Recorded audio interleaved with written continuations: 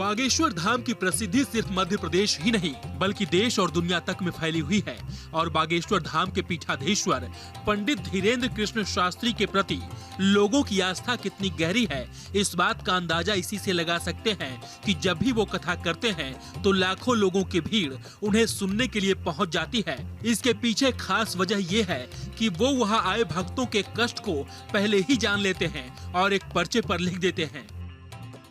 आपने पंडित धीरेन्द्र कृष्ण शास्त्री के बारे में बहुत सुना होगा, लेकिन आज हम आपको उनकी एक ऐसी कहानी बताएंगे जो कम ही लोग जानते हैं और ये कहानी है उनकी और शेख मुबारक अली के दोस्ती की।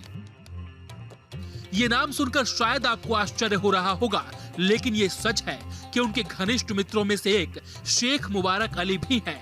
खुद पंडित धीरेन्द्र कृष्ण शास्त्री ने अपने और शेख मुबारक अली की दोस्ती के बारे में सार्वजनिक तौर पर भी जिक्र किया है। उनके दोस्त से ही सुन लीजिए कैसे दोनों की मुलाकात हुई और देखते देखते दोनों के बीच इतनी गहरी दोस्ती हो गई।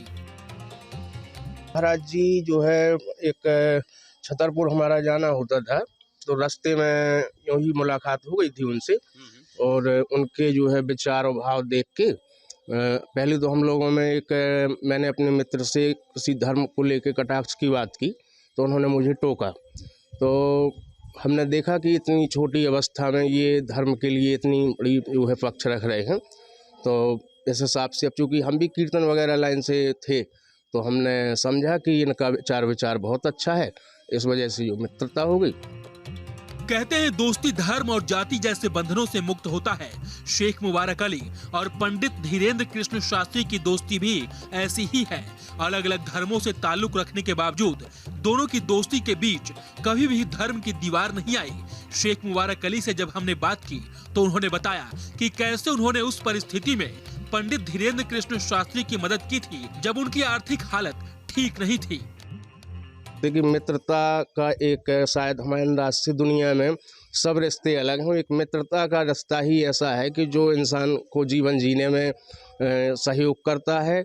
और इस हिसाब से महाराज जी की स्थिति बहुत कमज़ोर थी, दयनीय थी और वो बहुत छोटे थे उम्र में, तो मित्र के नाते, एक बड़े भाई के नाते मेरा फ़र्ज बनता था और मैंने किया। चूँकि पारिवारिक हालत तो रियल में उनकी ख़राब थी और शायद उन की जो स्थिति थी वो बहुत बिरले लोग ही इस स्थिति में जो है धर्म को संभाल पाते हैं और आज कहीं ना कहीं वो अपने जो है मार्ग से भटके नहीं, तो उसका कारण है कि आज इस स्तर पे हैं।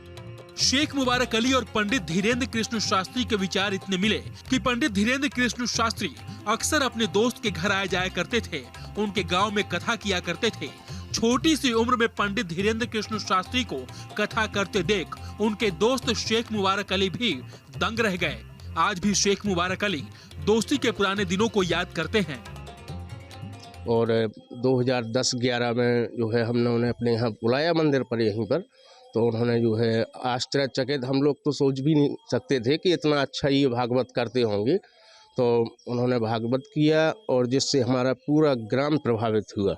और आज भी जो है हम लोग उनसे जुड़े हैं बहुत अच्छे तरीके से और हमारा पूरा गांव जुड़ा है।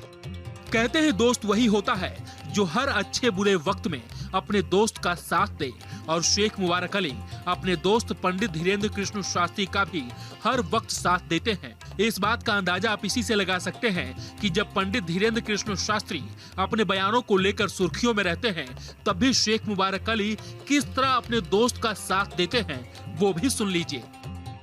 जो लोग अच्छा उनको जैसे कभी कभार बोलना भी पड़ता है उसके लिए तो उसका ये है कि जो जिस प्रकार की भाषा में समझे, तो गलत करने वाले को उस भाषा में समझाना चाहिए। कहीं ना कहीं ये ठीक है। एक सनातनी हिंदू और दूसरा मुस्लिम समुदाय का व्यक्ति, लेकिन दोनों के बीच की दोस्ती में धर्म ना तो कभी दीवार बनी, ना ही दोनों के बीच कभी इसे लेकर कोई मनमुटाव हुआ। पंडित धीरेन्द्र कृष्ण शास्त्री भी कई बार सार्वजनिक मंच से अपने दोस्त का नाम ले चुके हैं।